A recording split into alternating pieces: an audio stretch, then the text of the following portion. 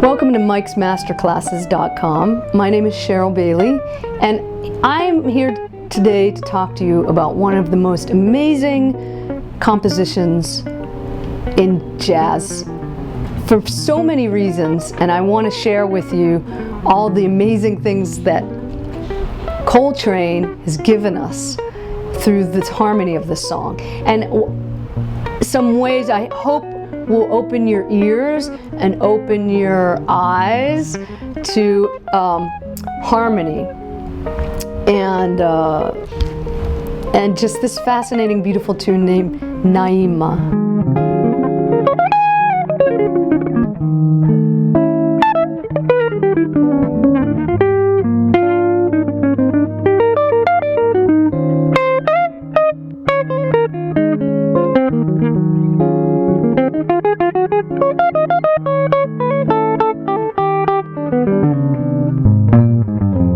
If we have this sound that's moving to this sound,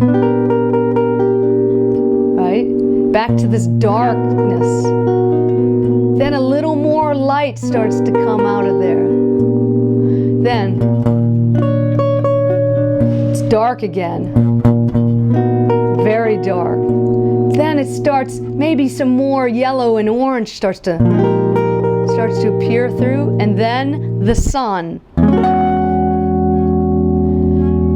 To me, this is such an amazing experience aesthetically about this song, the colors that it moves through. But so now I want to try to explore that with you on the technical side of that, why that is powerful and what you can get from it, not only for your ear but also, you know, on your instrument. So let's just talk about for a moment that the dominant 7 is a weak chord. And in fact, more and more these days as an educator, my mantra to my students is learn how to play 5-1 or play on a dominant 7. That's where all the color and beauty happens. That's the weak part in a cadence. And ironically enough, to call this chord or the sound a dominant 7 makes it sound, you know, domineering and power. I'm the boss. And in some ways it is, but it's the boss in that it's actually very weak and wants to fall apart. It wants to resolve somewhere. It creates a lot of tension and wants to resolve. And in a line, whether it's in this song or any song, any chord progression, that dominant 7 is doing that. It's pushing the progression forward, and it's also creating a lot of tension. So how we deal with this as an improviser is incredibly important. Now, the way it's notated, again, is notated as A flat major 7 over B flat. So that's what I'm literally playing here. A flat major 7 over B flat. Root position drop 2 over B flat. So if we look at that, that gives you the flat 7, the sus, 13 and 9. 13 and 9 are these very yellowy, bright, shimmery sounds, as opposed to, well, hear it back and forth. Here's altered. Here's natural. So I guess what I'm bringing this up to is that you start to examine dominant 7s. They're either altered, they're diminished type, they're, in this case, natural dominance, or this more particularly has a sus in it. It's a sus dominant. Could be a whole tone type dominant. All right, we have all these different sounds and colors available. But in this case, I actually consider this.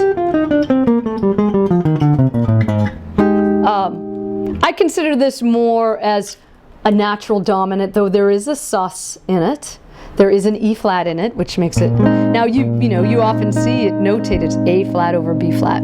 Now, again, I'm going to refer back to some of my other courses and teachings about the Bebop scale or implying 2-5-1s. I would use on this type of dominant, in this case B flat 7 sus, I'd use a B flat 7 bebop scale. And so if you can follow me, A flat major 7, obviously I can use an A flat major 7, B flat 7 bebop. I could also think of it as a 2-5 F minor 7 B flat 7. So if you I hope I don't lose you here if you're familiar with my family of 4 stuff material. If you don't, order it from Mike's Masterclass. But I'm sure some of you do know what I'm talking about. So I'd play F minor 7, B flat 7, A flat major 7, right? It's a family of 4. D half diminished. Now I know what some people say, well, there's a D natural in there. That's okay. You can weave in and out of it. It can float in and out of that, right? And that's important. So